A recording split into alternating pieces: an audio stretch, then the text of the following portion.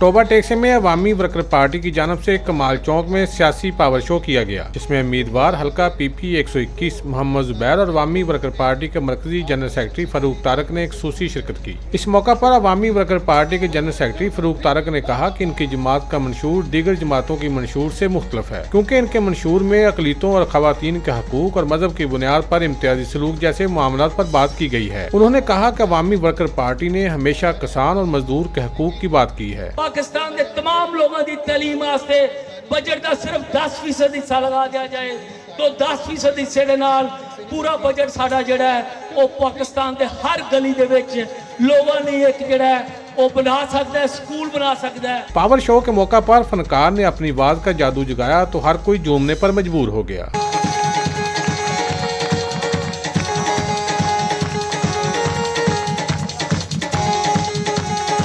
इस मौका पर खिताब करते हुए उम्मीदवार PP हल्का 121 मोहम्मद जुबैर ने कहा कि अवामी वर्कर पार्टी अवामी ताकत पर यकीन रखती है। उन्होंने कहा कि मुंतखब होकर किसानों और मजदूरों की आवाज़ को बुलंद करेंगे।